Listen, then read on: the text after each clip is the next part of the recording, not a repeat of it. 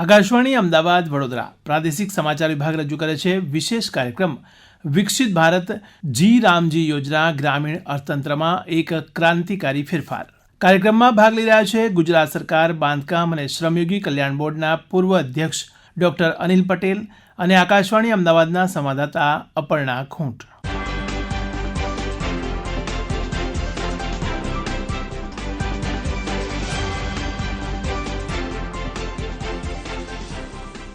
નમસ્કાર શ્રોતા મિત્રો. ગામડાના વિકાસ વગર દેશનો વિકાસ અધૂરો છે. અત્યાર સુધી આપણે ગ્રામીણ રોજગાર માટેની મનરેગા યોજના વિશે સાંભળ્યું છે, જોયું છે.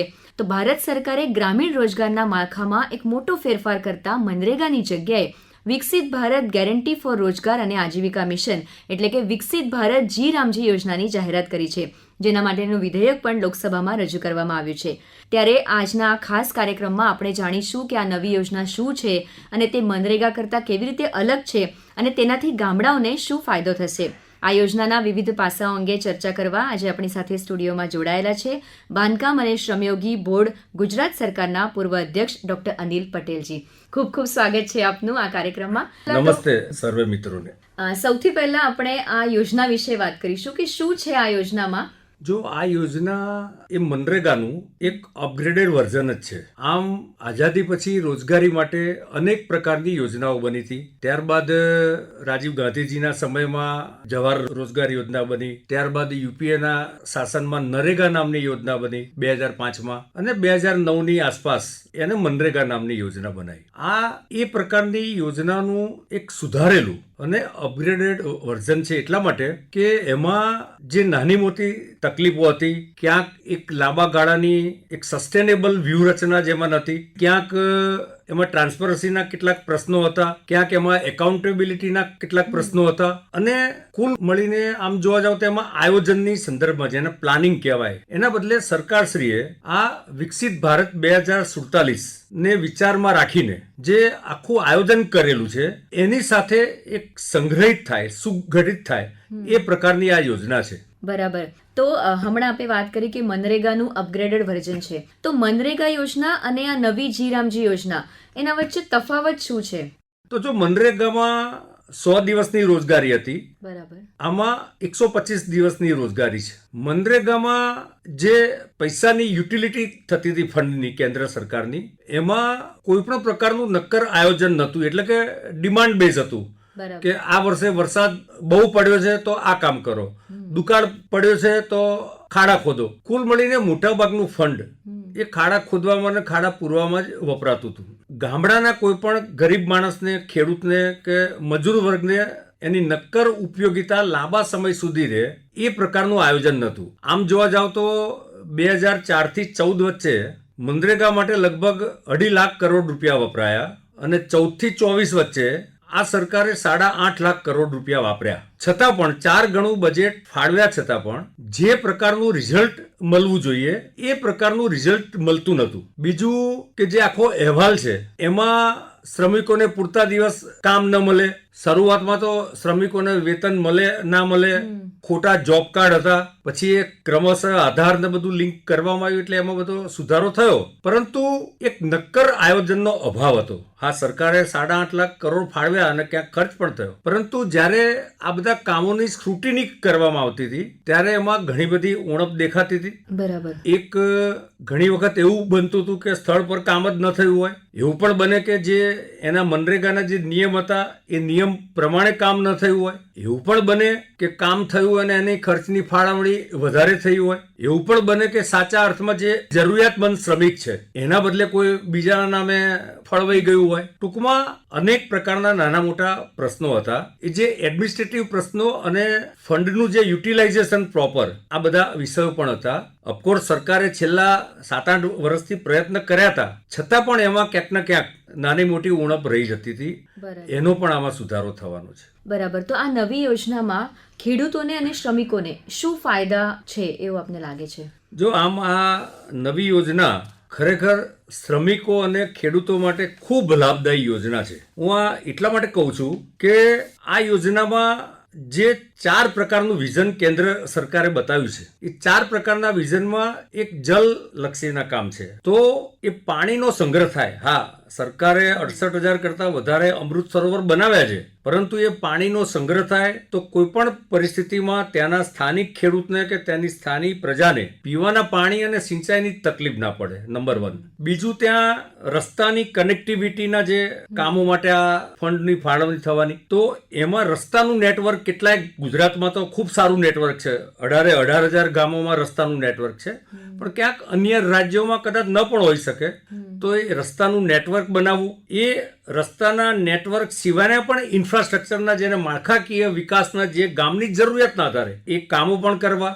બીજું, સામાન્ય રીતે ખેડૂત અને અન્ય લોકોની નાની મોટી એક ફરિયાદ હોય છે કે જ્યારે પાક એમના ત્યાં ઉતરે છે ત્યારે એને સંગ્રહ કરવાના સાધનો નથી, કારણ કે ગરીબ માણસ પાસે તો નાનું ઘર કે નાનું ખેતર પણ હોય. તો આમાં ગોડાઉન, ભંડારો, સ્ટોરેજ આ બધું બનાવવા માટેનું પણ આમાં વિઝન છે. તો એ ખેડૂત પોતાનો પાકનું ત્યાં આગળ સંગ્રહ પણ કરી શકે. અને ચોથું, જે જલવાયુ પરિવર્તનની જે અસરો આજે દેશમાં દેખાય છે, ક્યાંક અતિવૃષ્ટિ થાય છે, ક્યાંક દુકાળ પડે છે, ક્યાંક સમયસર વરસાદ પડતો નથી, ક્યાંક બીજી સિઝનમાં વરસાદ પડે છે. આપણે હમણાં જ સૌરાષ્ટ્રમાં જોયું છે. તો આવા સંજોગોમાં પણ આ ખેડૂત અને સામાન્ય ગરીબ માણસને એક પ્રકારનું સંરક્ષણ પૂરું પાડે એવી 4 જુદા જુદા જે વિઝનરી સ્ટેપ્સ છે કેન્દ્ર સરકારનું, એના આધારે આ કામ કરશે. પણ હું એટલું ચોક્કસ કહીશ કે આમાં કેન્દ્ર સરકાર, રાજ્ય સરકાર અને ગ્રામ પંચાયત, એટલે ગ્રામ પંચાયત પોતાના ત્યાંનો પ્લાન નક્કી કરે. આ 4 જુદા જુદા જે પોઈન્ટ છે એના આધારે એની જે જરૂરિયાત છે એ જરૂરિયાતના આધારે નક્કી કરે, અને એ પ્લાનની આખી ડિઝાઇન બનીને જે તે રાજ્ય સરકાર અને કેન્દ્ર સરકાર આ ત્રણેય વસ્તુ જોડાયેલી છે. એટલે સાચા અર્થમાં કહું તો ફેડરલ સ્ટ્રક્ચરનું સૌથી મોટામાં મોટું ઉદાહરણ છે સરકારના મેનેજમેન્ટનો. અને આ 3 સંસ્થાઓ જોડાયેલી હોય એના કારણે 3 લોકોની જવાબદેહી વધે છે. એટલે જે મનરેગામાં જે નાની નાની ક્ષતિઓ હતી એને આ જી રામજી દ્વારા ધીમે ધીમે દૂર કરવાનો પ્રયત્ન થયો છે. મનરેગા પર હંમેશા એક બીજો પણ આક્ષેપ હતો કે સમયસર પેમેન્ટ થતા નથી, અને પેમેન્ટમાં નાણાકીય લેવડ દેવડમાં ટ્રાન્સપરન્સી નહોતી, પારદર્શકતાનો અભાવ હતો. તો આ નવી યોજનામાં આ સમસ્યાને કેવી રીતે હલ કરવામાં આવશે? તો નવી યોજનામાં 2-3 વિષય છે. એક વિષય છે કે જે જરૂરિયાતમંદ શ્રમિક છે એ પોતે અરજી કરે અને એના 15 દિવસમાં ત્યાં એને સરકાર કામ ના આપે, સ્થાનિક સરકાર, તો એને જે તે રાજ્યના નિયમ જે છે બેકારી ભથ્થાના, એ પ્રમાણે એને બેકારી ભથ્થું આપવું પડે, નંબર 1. બીજું, એને જે 125 દિવસનું કામ છે એ કામ એને સતત આપવાનું થાય છે, કારણ કે જે બનાવવાનું છે એની ડિઝાઇન તો પહેલેથી બની ગઈ છે, એના નકશા બક્સા, એનું પ્લાનિંગ કે ફર્સ્ટ સ્ટેજ શું, સેકન્ડ શું, થર્ડ શું, એટલે એને સતત કામ ચાલવાનું છે. પેલામાં મનરેગામાં ક્યારેક કામ વચ્ચે અટકી જાય એટલે શ્રમિક પાછો બેકાર થઈ જાય. બીજું, આમાં એવું છે કે ખેડૂતને જે ફાયદો છે મોટો, તો આમાં જ્યારે વાવણી અને કાપણી, ખેડૂતના ખેતરમાં જ્યારે આ 2 સ્ટેજ આવે છે એ વખતે સામાન્ય રીતે મજૂર મળતા નથી, કાં તો મનરેગામાં ગયા હોય અથવા તો કઈ સ્થળાંતર કરી ગયા હોય, તો એ દરમિયાન આખી યોજનામાં પોઝ થવાનો 60 દિવસનો. એટલે 60 દિવસ દરમિયાન એ ખેતરમાં, જો ખેત મજૂર હોય તો ખેતરમાં કામ કરે, ખેડૂત પોતે ધારો કે શ્રમિક હોય તો એ પોતે પોતાના ખેતરમાં ખેતી કરી શકે. તો 60 દિવસ દરમિયાન એની પ્રોડક્ટિવિટી વધે છે. સાથે સાથે આ 125 દિવસનું જુદું કેન્દ્ર અને રાજ્ય ભેગા થઈને એની શ્રમિકની ચિંતા કરે છે, એટલે એ પણ ફાયદો છે. કેન્દ્ર સરકારે આમાં નિયમ કર્યો છે કે આમાં સાપ્તાહિક કામગીરીનું ઇવોલ્યુશન થશે અને સાપ્તાહિક એને પૈસાની ચૂકવણી થશે, જે હવે તો ડીબીટી દ્વારા જ થાય છે. એટલે સીધી શ્રમિકના ખાતામાં આ પૈસા જવાના, અને જો 7 દિવસમાં કદાચ ન ચૂકવાયા હોય સરકાર કે કોઈ મુશ્કેલી થઈ હોય તો મેક્સિમમ 15 દિવસમાં ચૂકવી દેવાના છે. એટલે સમય એકદમ ઘટાડ્યો છે. એમાં એની કામગીરીમાં સરકાર AI નો ઉપયોગ કરવાની છે કે ખરેખર સ્થળ પર શું કામગીરી થઈ રહી છે, કેવી કામગીરી થઈ રહી છે, એમાં રિયલ ટાઈમ મોનિટરિંગ થવાનું છે.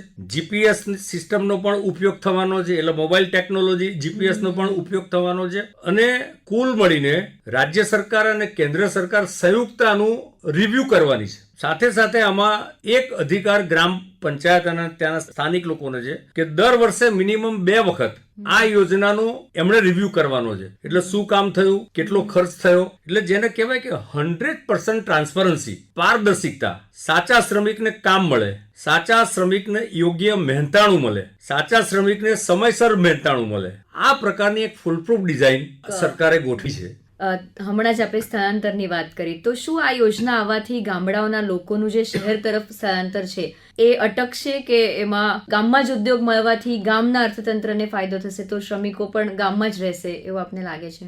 ચોક્કસ આમાં જે પ્રકારની આખી આ યોજના બની છે એનો મુખ્ય ઉદ્દેશ જે છે ગ્રામીણ અર્થતંત્રને વેગ આપવો, અને ગ્રામીણ અર્થતંત્રને જો વેગ આપે સરકાર તો જ 2047નું આપણું જે કલ્પનાનું જે ભારત છે એ ભારત બને. કારણ કે ભારત આખું ગામડાઓમાં સમાયેલું છે, 18 લાખ ગામડાઓમાં સમાયેલું છે. તો ગ્રામીણ અર્થતંત્રને વેગ આપવો હોય તો શું કરવું પડે? સ્થાનિક રોજગારી મળવી જોઈએ, ત્યાં પૂરતી પાણીની વ્યવસ્થા હોવી જોઈએ, ત્યાં કનેક્ટિવિટી હોવી જોઈએ. તો આમાં જે 4 પોઈન્ટ સરકારે નક્કી કર્યા છે એ આ બધી જ વસ્તુઓ આવરી લે છે. સાથે સાથ કનેક્ટિવિટીના કારણે એક ગામના શ્રમિક, ખેડૂત અથવા કોઈ પણ પરિવાર ને બીજા ગામ જવું હોય તો કનેક્ટિવિટી રસ્તાના નિર્માણથી ત્યાં જવું ઈઝી પડે, એનો પરિવહનનો ખર્ચ પણ ઓછો થઈ જાય. અથવા તો એને એનો માલ વેચવા જવું છે તો એને બજારો મળે, અથવા તો બહારથી એને માલ ખરીદીને પોતાના ત્યાં એને રો મટીરિયલ લાવવું છે તો પણ એનું જે પરિવહન થાય એમાં સમયનો બચાવ થાય, પૈસાનો બચાવ થાય. એટલે સ્થાનિક રોજગારીને આમાં જબરજસ્ત બૂસ્ટ મળે એ પ્રકારની વ્યવસ્થા છે. અને આખી આપણી જે અર્થતંત્રનો જે પાયો છે એ ખેડૂત, ખેતી અને ગામડા ઉપર છે. બરાબર. તો ખેડૂતને પણ આમાં અગાઉ મેં કહ્યું એ પ્રકારે અનેક લાભ છે. એને સસ્તી અથવા તો રિઝનેબલ ભાવની મજૂરો મળી રહે, એટલે શ્રમબળ પૂરતું સમયસર ઉપલબ્ધ થાય. ખેડૂતોને પલાયન ન કરવું પડે, કારણ કે જે સિઝનલ મારથી જે રક્ષણ આમાં મળવાનું છે. તો આ રીતે જોઈએ તો ખેડૂતોને પણ આર્થિક લાભ છે. અને ગ્રામીણ અર્થતંત્રને વેગ આપવા માટેને બધા જ પેરામીટર, જો વીજળી તો હવે દરેક ગામમાં પહોંચી ગઈ, તો કોઈ પણ અર્થતંત્રને વેગ આપવો હોય તો સ્થાનિક રોજગારી આમાં મળે છે. ત્યાં વીજળી, પાણી, રસ્તાની વ્યવસ્થા છે, ટ્રાન્સપોર્ટેશનની વ્યવસ્થા છે. હવે તો ઇન્ટરનેટ દ્વારા દેશના મોટાભાગના ગામડાઓ જોડાઈ ગયા છે, એટલે કેબલ દ્વારા બી જોડાણ થયું છે. તો રોજગારી માટે, સ્થાનિક રોજગારી ઊભી કરવા માટેના બધા જ આયામોનો આમાં વિચાર કરવામાં આવ્યો છે. બરાબર. આટલી મોટી યોજના, આટલી જટિલ યોજના ગ્રામ પંચાયત સ્તરે લાગુ કરવામાં કેવા પડકારો આવી શકે, અને ખાસ કરીને આપણે અગાઉ કીધું કે સ્થાનિક સરપંચ અને ગ્રામ સેવકોની ભૂમિકા આ યોજનામાં કેવી રીતે હશે? નહીં, આમાં સ્થાનિક ગ્રામ પંચાયત, સરપંચ અને ગ્રામ સેવકો આ બધાની ભૂમિકા તો પાયાની જ ભૂમિકા છે. કારણ કે જે તે ગામમાં એની જરૂરિયાત શું છે કે ભાઈ એને અમૃત સરોવર બનાવવું છે, એને ગોડાઉનો બનાવવા છે, એ ગામને નાના મોટા રસ્તાની જરૂરિયાત છે. તો જે ગામની રૂરલ માળખાકીય સુવિધાઓ જે છે એ જે તે ગામની કઈ છે એ ગામ જ કહેવાનું છે. એને ત્યાંની સ્થાનિક સરકાર જે તે રાજ્યની એની સાથે સંકલન કરવાનું છે, અને રાજ્યની સરકાર કેન્દ્રની સરકાર સાથે સંકલન કરશે. કુલ મળીને સરકારે આ યોજનામાં 60% કેન્દ્ર સરકાર આપશે અને 40% રાજ્ય સરકાર જોડાશે. પરંતુ જે પહાડી પ્રદેશ છે, હિમાચલ ને એવા જે પ્રદેશ છે, અને જે નોર્થ ઇસ્ટના રાજ્યો છે, ત્યાં તો 90% કેન્દ્ર સરકાર ફંડ આપશે, 10% ત્યાંના સ્થાનિક સરકારો જોડાવાનું. અને જે અન્ડરટેકિંગ છે કે જ્યાં વિધાનસભાઓની રચનાઓ થઈ નથી, દાખલા તરીકે લડાખ, તો આવી જગ્યાએ આ યોજના માટે કેન્દ્ર સરકાર 100% ફંડ ફાળવવાની છે. એટલે પૈસાનો સારામાં સારો મહત્તમ ઉપયોગ, અને આ એવો ખર્ચ છે કે જેની પ્રોડક્ટિવિટી વધશે. પ્રોડક્ટિવિટી વધવાના કારણે સસ્ટેનેબલ ગ્રોથ થશે. અલ્ટિમેટલી સરકારનો જે ઇકોનોમિક રોડમેપ છે એને આ ગ્રામીણ અર્થતંત્ર દ્વારા જબરજસ્ત બૂસ્ટ મળશે. મતલબ આપણે કહી શકીએ કે સરપંચ અને ગ્રામ સેવકોની ભૂમિકા હજી વધશે, જેટલી પહેલા હતી એના કરતા વધશે, કારણ કે બધું પ્લાનિંગ કરવાથી માંડીને રિવ્યુ કરવા સુધી એમને અત્યારે સ્વતંત્રતા આપવામાં આવી છે આ નવી યોજનામાં. ખૂબ સરળ શબ્દોમાં આપે આ યોજના અંગે બહુ વિગતવાર માહિતી આપી અમારા શ્રોતાઓને, અને મને આશા છે કે ગામડામાં રહેતા લોકોના મનમાં જે પણ સવાલ હતા આ યોજના અંગે, કારણ કે હમણાં જ આ યોજના શરૂ છે તો ઘણા લોકોને હજી પૂરતી ખબર નથી, તો એમના પ્રશ્નોના પણ જવાબો એમને મળ્યા હશે. મનરેગામાં જે મર્યાદા હતી, જે પડકારો હતા, તેનું નિરાકરણ આ નવી યોજનાથી થશે, અને ગામડાના અર્થતંત્રમાં આ યોજના એક ગેમ ચેન્જર સાબિત થશે એવી આશા સાથે આ કાર્યક્રમ આપણે અહીં સમાપ્ત કરીએ છીએ. ખૂબ ખૂબ ધન્યવાદ આપનો. Thank you.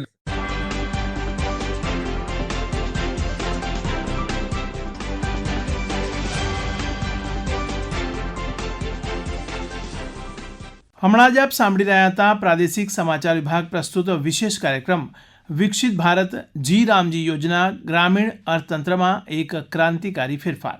કાર્યક્રમમાં ભાગ લઈ રહ્યા હતા ગુજરાત સરકાર બાંધકામ અને શ્રમયોગી કલ્યાણ બોર્ડના પૂર્વ અધ્યક્ષ ડોક્ટર અનિલ પટેલ અને આકાશવાણી અમદાવાદના સંવાદદાતા અપર્ણા ખૂંટ.